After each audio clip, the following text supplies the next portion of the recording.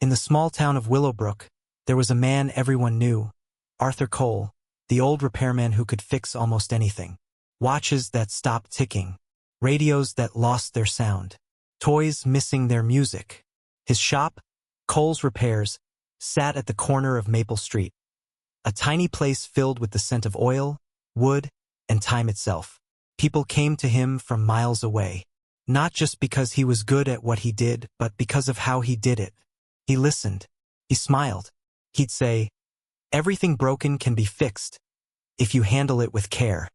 No one ever noticed the wedding ring he still wore, even though his wife had passed 15 years ago. Every night after closing his shop, Arthur would walk home through quiet streets. He lived alone in a small, creaking house filled with photos and memories. One for every year he had shared with Margaret, the love of his life.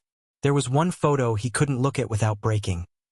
The one from their last day together, her smiling weakly from a hospital bed, holding his hand. She had said, "Promise me, Arthur, don't stop fixing things. You're good at that. Maybe someday you'll fix a heart, even if it isn't yours." He had promised, and for 15 years, he kept it. One cold winter morning, a boy about 10 years old walked into Arthur's shop. His clothes were worn. His hands trembled slightly.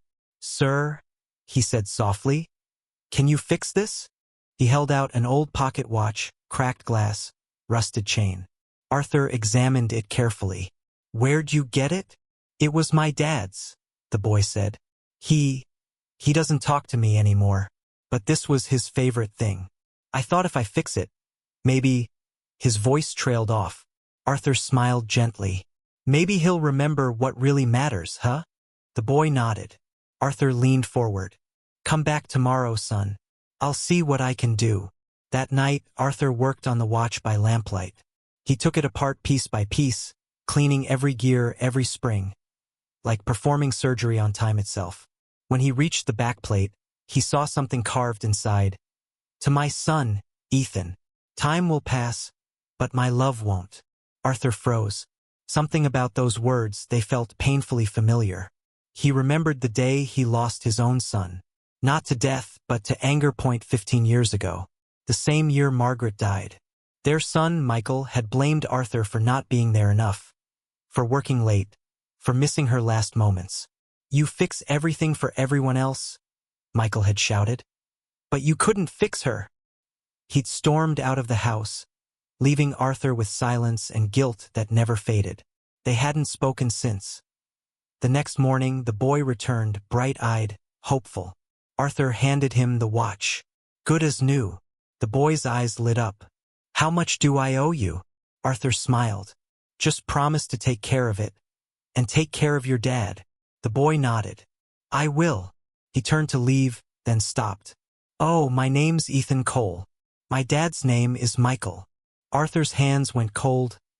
Arthur stood frozen as the bell above the shop door jingled shut. Ethan Cole, Michael's son, his grandson.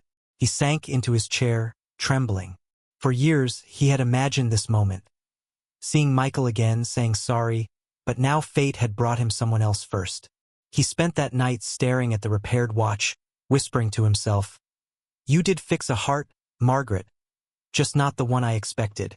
Arthur knew what he had to do. The next morning, he wrote a letter. "Dear Michael, I didn't mean to lose you. I let grief turn to pride, and pride to silence. But yesterday, your boy came to me with your watch. He has your eyes.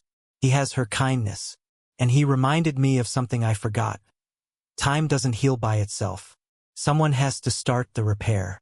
If you can forgive an old man for what he failed to fix, please come home." He left the letter inside the watch, closed the backplate, and handed it to Ethan. "Give this to your dad when you see him." 2 days later, the bell above the door rang again.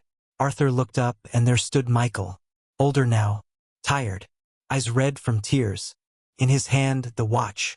He said nothing, just walked over and hugged his father. Arthur's voice broke. "I never stopped missing you," Michael whispered. "Neither did I." For the first time in 15 years, the sound of something truly healing filled that little shop. Not ticking gears, but hearts finding their rhythm again. Months later, The sign outside the shop changed. Cole Son Repairs. We fix what time breaks. Ethan helped out after school. Michael repaired clocks beside his father. And every evening, they'd close the shop with 3 steaming mugs of tea, 1 extra cup placed by the window, beside a small photo of Margaret smiling. Arthur would raise his cup softly and say, "Everything broken can be fixed if you handle it with love. Some people fix things, others fix hearts. And sometimes, all it takes is one act of kindness to heal a wound time couldn't touch."